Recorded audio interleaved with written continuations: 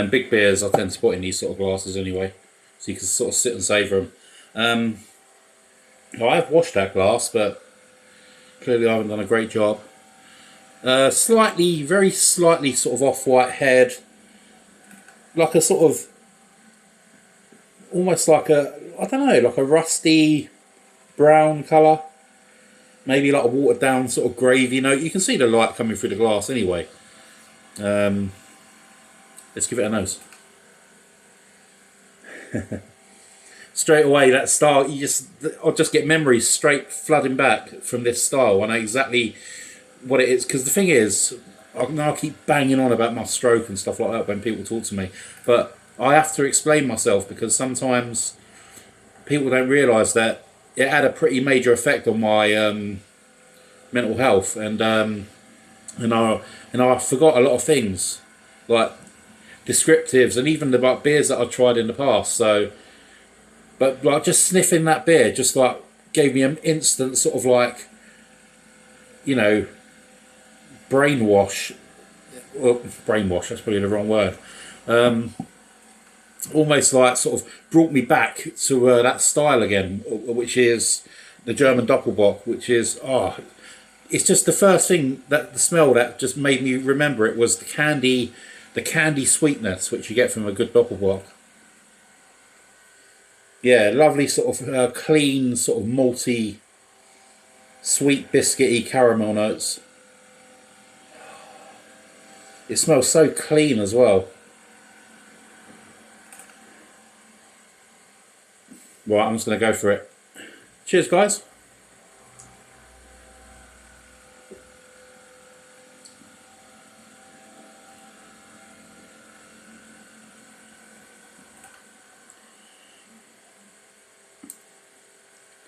That is extremely light for 7.5%. Wow. Ooh. Oh, there's some nice bitterness as well. Not huge, but there's a nice little bit of echo on the finish.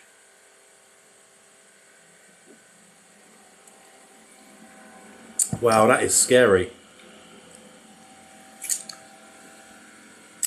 Initial taste which you get from a good Doppelbock, you're getting that lovely sweet sort of like maltiness,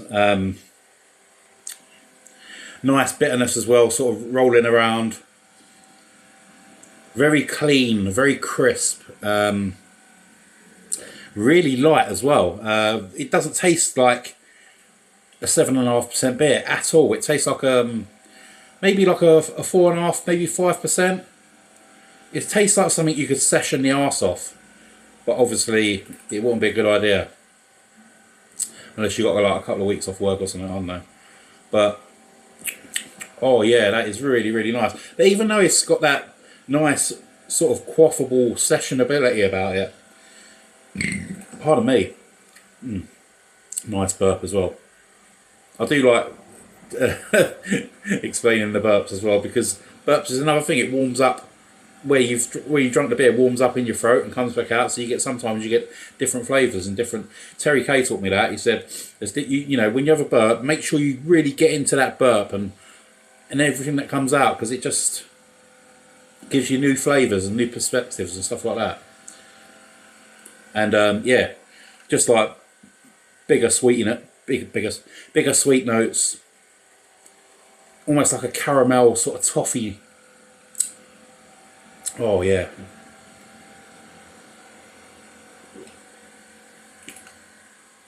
Oh god, I can't believe how drinkable this is. Yeah.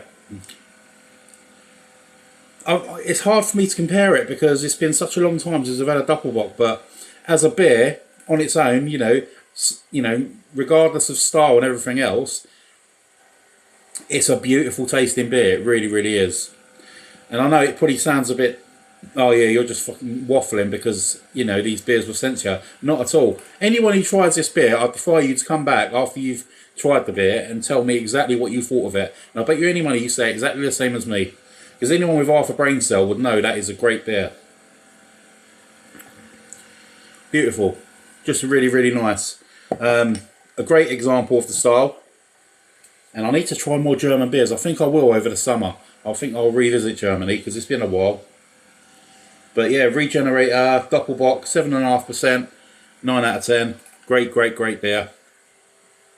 I would have given it a 10, but the only thing that sort of takes the point off for me, not because of the style and everything else, because it is a great beer, but malty beers like Dopplebocks are not my #1 style, but I will respect them for the craft and how well they're made. So anyway, I'll stop waffling. Bye. Cheers.